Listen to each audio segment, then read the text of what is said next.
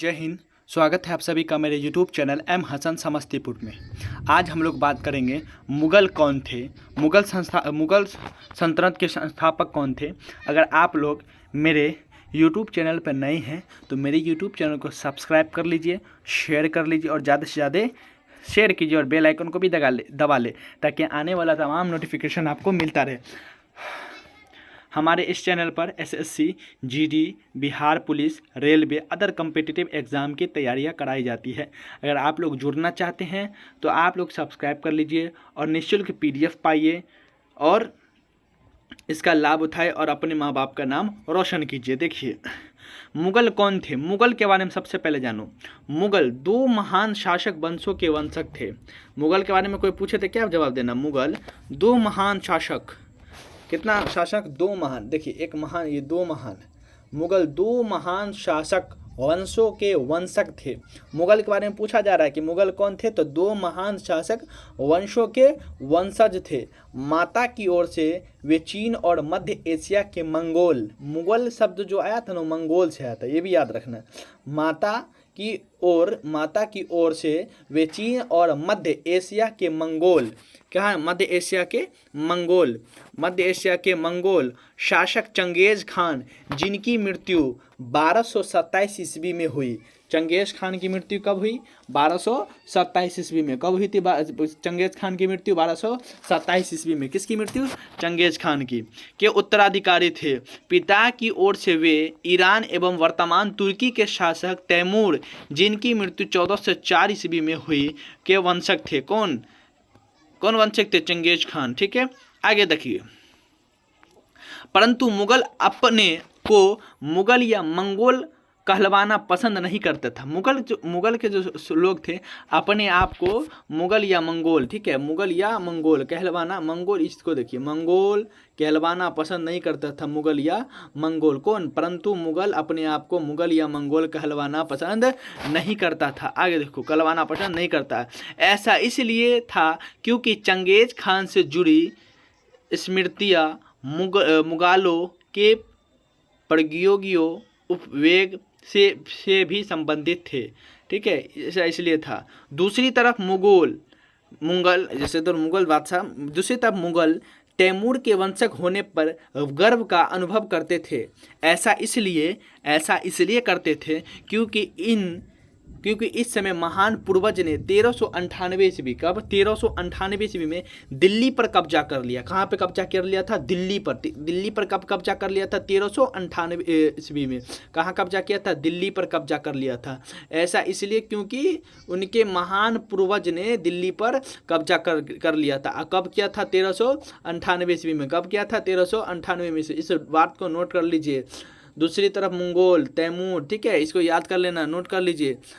ठीक है, कोई दिक्कत? चलिए आगे बढ़ते हैं। आगे देखिए, मुगलों ने अपनी वंशावली बोलिए, मुगल अपने वंशावली का प्रदर्शन चित्र बनाकर किया। प्रत्येक मुगल शासक ने तैमूर के साथ अपना चित्र बनवाया। प्रत्येक मुगल शासक जो था किसके साथ अपना चित्र बनाया? तैमूर के साथ अपना चित्र बनाया। तैमूर जो था उसके साथ अपना चित्र बनवाया। पहला मुगल शासक बाबर, याद रखिएगा, पहला मुगल शासक कौन था? पहला मुगल शासक बाबर था। पहला ये पॉइंट देखिए, मुगलों ने अपनी वंशावली का प्रदर्शन चित्र बनाकर किया। ठीक है, प्रत्येक मुगल शासक ने तैमूर के साथ अपना चित्र बनवाया। प्रत्येक मुगल शासक किसके साथ? तैमूर के साथ। लेकिन पहला मुगल शासक जो था बाबर, मृत पक्ष के चंगेज़ खान, बाबर क्या था? बाबर मृत पक्ष के चंगेज़ खान का संबंधित था। वे तुर्की बोलता था। बाबर क्या बोलता था? तुर्की। बाबर कहाँ का रहने वाला था? अफगानिस्तान का। अफगानिस्तान कहाँ की राजधानी? काबुल की राजधानी है। तुर्की बोलने वाला था और उसने मंगोलों का उपहास करते हुए उन्हें बराबर गिरोह के रूप में उल्लेखित किया। बराबर गिरोह के रूप में क्या किया? उल्लेखित किया। किसने? बाबर ने। क्या किया? उल्लेखित किया था बाबर। ठीक है, याद रखिएगा, बाबर ने। ये हुआ हम लोग जाने किसके। अब फिर आगे देखिए, 16वीं शताब्दी के दौरान यूरोपीय ने परिवार की इस शाखा के भारतीय शासकों का वर्णन करने के लिए मुगल शब्द का प्रयोग किया। 16वीं शताब्दी के दौरान यूरोपियों के परिवार की इस शाखा के भारतीय शासकों का वर्णन करने के लिए मुगल शब्द का प्रयोग किया। किसने किया था? कब किया था? तो 16वीं शताब्दी के दौरान किसने किया था? यूरोपियों ने परिवार की इस शाखा के भारतीय शासकों का वर्णन करने के लिए मुगल शब्द का प्रयोग किया। क्या किया था? मुगल शब्द का प्रयोग किया, मुगल शब्द का प्रयोग किया। ठीक है, आगे देखिए, यहां तक कि रियार्ड किपलिंग की जंगल बुक, रियार्ड किपलिंग, जंगल बुक किनका लिखा हुआ? रियार्ड किपलिंग। बाबू याद रखिए, रियार्ड किपलिंग का लिखा हुआ कौन सा बुक? जंगल बुक। रियार्ड किपलिंग कौन सा बुक लिखे? तो जंगल बुक। याद रखना, कौन सा बुक लिखे? जंगल बुक। आगे देखिए, युवा नायक मंगोली का नाम भी इससे व्युत्पन्न हुआ। रियार्ड किपलिंग अगर करोड़पति या कोई भी कंपटीशन में एग्जाम में सवाल पूछता है, जंगल बुक किनका लिखा हुआ? बहुत अच्छा सा जंगल बुक कहानी स्टोरी बनाया गया, उस पर आप लोग कभी देखिए। साम्राज्य के संस्थापक जहरुद्दीन मोहम्मद बाबर को उसके मध्य एशियाई संदेश फरगाना में प्रदर्शित उपवेगों में भाग लिया। याद रखिए, बाबर का असल नाम जहरुद्दीन मोहम्मद है। क्या नाम है? बाबर का असल नाम क्या है? जहरुद्दीन मोहम्मद। ये हम और आप लोगों में से लगभग लोगों को पता नहीं होगा कि बाबर का असल नाम क्या है।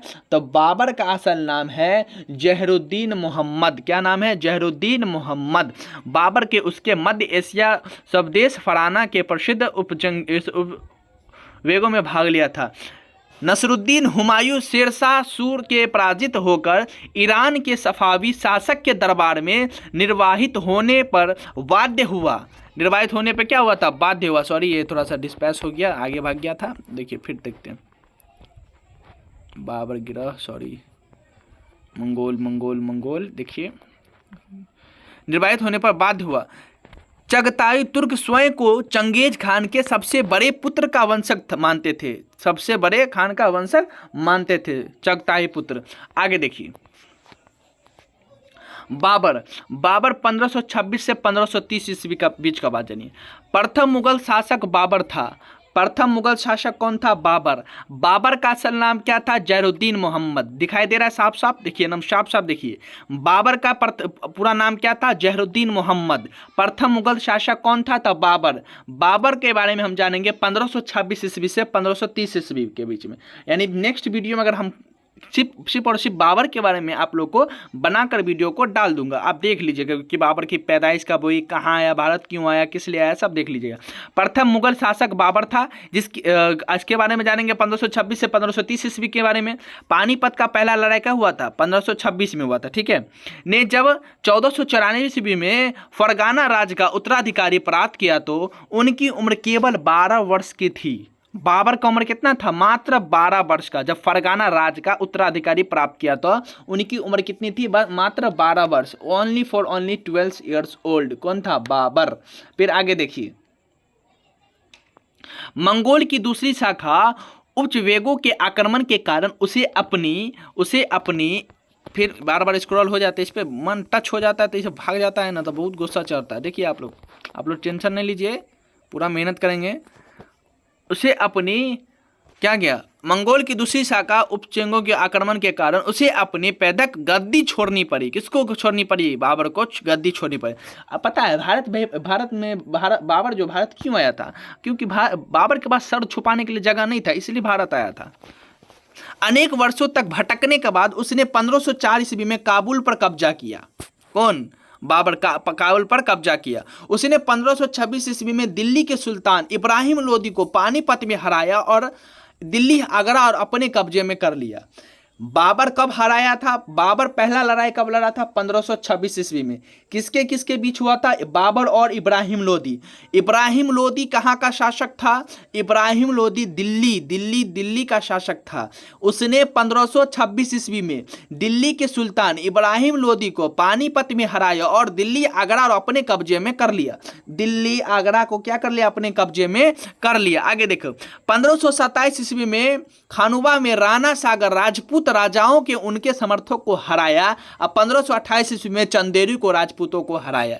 यानी कि बाबर का अगर ट्रिक देखिएगा, पान खा घर चल, यानी कि पान से मतलब होता है पानीपत की लड़ाई 1526 ईस्वी में, खा का मतलब होता है खानवा की लड़ाई 1527 ईस्वी में, 1527 ईस्वी में चंदेरी का लड़ाई। 16वीं शताब्दी में युद्धों में तोप और